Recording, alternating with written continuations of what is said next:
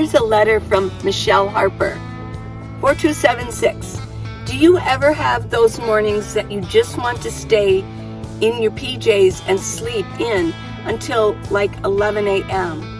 That's got to be really hard to do, staying in the city. Okay, well, let me answer that, because that is really a good question. I do have days where I just want to stay inside my van. I haven't had one for a while, but I feel it's probably coming on, and they're usually on a Sunday. Sunday's always been like, when I lived in the house, Sunday's always been a like, eat whatever you want to eat day, just chill out, you don't have to get dressed, just hang out and stay in bed if you want to. Well, I do have those days here, and a lot of them are on a Sunday. So usually I don't just stay in bed, because it's kind of hard to just stay in bed, right? Because how do I make coffee? There's no room. I got to get my bed put away. But what I can do is get up, put my bed away, and I can put my pillows over here, pull one of my blankets down. I have my blankets and pillows in here. Let me put this back. Just pull one of my blankets down and cover up. Yeah, and I can just lay here. I can lay down. Well, a lot of times it's going to happen on a Sunday. But another thing too is I have days where, or let me just say, I have early wee.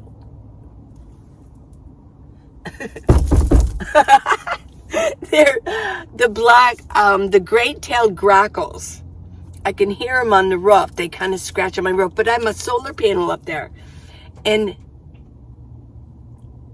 do you hear? He's over there towards my windshield. They just get up there. Okay, back to the I have wee morning hours, mornings where I wake up. I've been asleep only for 5 hours, and all of a sudden I'm awake. So, and then I lay there. It's really hard to go back to sleep. So on days like that, yeah, once I do finally fall asleep, maybe around like 3, I know my alarm's going to go off at 4. So I make sure before I do that, I turn off my alarm for the day. And so I just want to sleep in. Sometimes I sleep in to like 7 or 8, but that is real unusual. So thanks for asking. Yeah, there's days where I've actually never left my minivan. I've got food, I've got water, I've got everything I need in here. And I don't go out. I'll go park somewhere, and I'll under like a solar panel or under shade, and I'll just stay in my van, totally watch movies, take naps. Yeah, so that was a good question. Yeah. Now they said it's got to be really hard to do staying in the city. I had somebody else ask me a question like, well, it must be hard to be in the city, and like you got a lot of noise. I mean, it's not like I'm staying downtown, or I'm staying near the highway. No, or the interstate. No. It's pretty quiet right here, although I am by a pretty busy street, but it's pretty quiet. I know where that you can find, even in a city where I know, where I don't know it very well. I mean, I can find quiet spots. Okay, and another thing, I'm not talking about New York City or Los Angeles or Chicago. I'm just talking about, when I say city, Tucson is not a town. It's a city, although it has a town feel to it. But it's not a city. Flagstaff really isn't just a little town. It's a city, but it's not New York City. Now, yesterday, let me address something else here. Yesterday's video, I asked you about a dog or a puppy. I said puppy, and a lot of you said, oh, don't get a puppy. Get a dog. Well, okay, but a lot of you said, no, don't do it inside of your van because it's too small. Do you know how many people travel with a dog? A smaller dog in a van? in a minivan. In fact, I've seen people with 2 big dogs, which I agree, that would be horrible. And it wouldn't be fair to the dogs. But some of you said, you're too much in the city. That would not be good. Why? Why would that be? I'm at the parks. I can walk my dog whenever I want to. I mean, the city's just the same. If I had a small dog, I would take it into the store with me. I would set my daughter-in-law said, get a satchel and put the dog in it and take it with you. In Tucson, oy vey schmear, there's so many dogs inside of stores. It's crazy. Big dogs, little dogs, whatever. Tucson is a very dog-friendly place. You just take it with you. Also, what did a couple of these say that had to do with cities, city life? You wouldn't be able to walk it very much. Oh my gosh. No, this is a perfect place to have a dog. And another thing too is, I mean, I owned a dog before. It's not like I've never owned a dog. And it was a pug. I had a full-blooded pug. Well, I mean, the dog didn't go everywhere. It stayed in sort of like people. You have this big house, but you only use little spots of it. I think this would be a nice area for the dog to sleep up there in one of my bins and come over and see me, and we go for a walk. I'm always getting out, going for a walk. And then, I know, then one of you said, well, that dog wouldn't be able to handle it in 110-degree weather in the summer. When am I in 110-degree weather in the summer? I'm not. I don't hang out in anywhere where it's 110 degrees. It might be that in the summer in Tucson, but I'm not in Tucson in the summer. So most of you were like I probably won't get one. But it was interesting, some of your responses. Some of you, only a few alluded that I wouldn't be able to handle it. I would not be a committed, responsible dog owner. I thought that was kind of cute. That was cute. No, I mean, I think I'm very responsible. I raised 4 very successful professional children all by myself for most of their lives. And anything that I attempt to do, I'm very successful at it when I really attempt to do it. And I do like animals. I've mentioned I do love animals, but I don't like pit bulls and I don't like big dogs that are not being contained and controlled, because I have been charged at by big dogs before. So, yeah. But no, I love dogs. Yeah. And so just as a follow-up, I doubt if I will get one. But I have been thinking about it and I have been talking about it. And some of you really were encouraging. They said it's the best thing that has ever happened to them. And you felt that with me, that that everything would go really well. I just need to be reminded that it is a full responsibility. So, and I understand that. I think in my 70 years, I've been uber responsible in my life. I have always worked and always supported 4 children by myself. Even before my husband was killed in a car accident, but even after, in his 40s, I took care of 4 children by myself, and they're all very responsible, professional adults. And they're good citizens, good taxpayers. Isn't that the goal of like a government? Let's raise taxpayers, you know? Yeah, well, they're all responsible taxpayers. So good for all of us, you know? Okay, so, and that's kind of the goal when it comes to Social Security, right? We helped pay into the Social Security for our parents, and now our kids are paying in for us. And so on and so forth as the world turns. But when we have so many people who aren't working or aren't willing to work, and they're sort of sucking from the Social Security, that's one of the reasons I say I've raised 4 really good, wonderful taxpayers, you know, for all of us. Yeah. Okay, next. This letter is from HB. Okay. And it's sort of a little bit long, but we can discuss what she mentions here. You're inspiring and help with easing anxiety. My daughter and I know the rent will go up, and even with the two of us, we've been preparing. You go, HB, and your daughter. Yes, I talk about this so much. Rents are going sky high. People can't afford it anymore, even with a mother and daughter. They know, and so they're preparing. You go. Yes. Took the front seat of her Kia Optima yesterday and built a simple platform. Ooh, that sounds interesting. And put a lawn chair cushion we got on clearance for $6. You can find those bargains out there. Think simple. Simple works. Yes, especially in the beginning, because you have to test things out.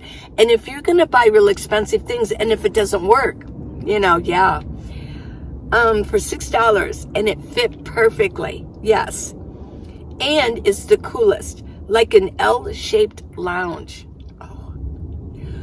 We can slide the board up if you want to put your feet down or relaxed out and belted still in the back passenger position.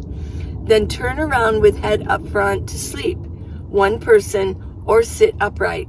It turned out even better than we imagined. It's hard for me to picture it. I would love to see a picture of it. Still working on second person place to sleep or get another car. I don't know.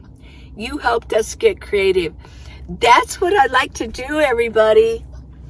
I like to show you what I've done, and then you can get ideas. So what I do is I like to tickle your brain to get it moving, get thinking, get imaginative. So it said, working on the rest while we still have a home base at the moment. Blessed. God bless you and stay safe. We need to buy your book. Well, if you're in a pinch, the book, if you want to get the ebook, it's only $9.99. The paperback's a little bit more expensive, and I've explained, because what happened was Amazon put up the prices for us to produce the book, to put it together, put the cover on, glue it, and then they mail it. Well, they kind of put all those prices up. So I put my price a little bit up too, so that I could make a little bit of a profit off it. Not much, but I do make a little profit. As far as the ebook, that's pretty easy. They only did that once. They put it into ebook form, and then they can just send that out. Yeah, so it's only $9.99 for the ebook. So yeah, get it, because it's got those checklists in there. Well, 2 days ago in the evening, Rhonda, my good friend Rhonda, and I want to interview her, Rhonda, because she has been in a few caravans since she's been a nomad. And I had mentioned that it would be kind of cool to be in a caravan, just to experience it. I still might, but I might not. So, but here's Rhonda. She's been in many caravans, and I would love to interview her, and she could let you know what it was like being in a caravan. Some of the pros and the cons, what to look for, maybe what to look out for, maybe what to do and what not to do, the etiquette of being in a caravan. I think that would be very, very helpful. Or I could just interview her if she's kind of camera shy, Rhonda. Well, you'll see her. She took me out for dinner, and it was her brother, Andy, her brother's birthday, and it was October 31st. He was born on Halloween. And also her niece, which is Andy's daughter, and she has thus moved to Tucson area. And she is a flight instructor, a 20-year-old flight instructor. I'm very impressed. And I was very impressed with her. I'll show you some photos as we talk about our time. Let me drink some more coffee. I don't know how to propose. Are you proposing to me? I propose. You're already married. I can't.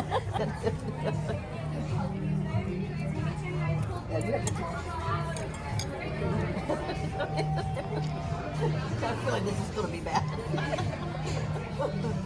There we go, yeah. Hey, you got her eating. Exactly as I am.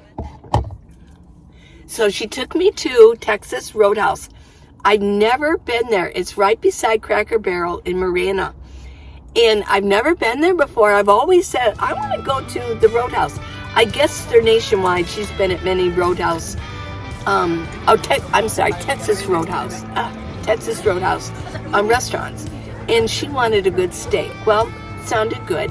What we did was we shared a meal because the steaks are so big.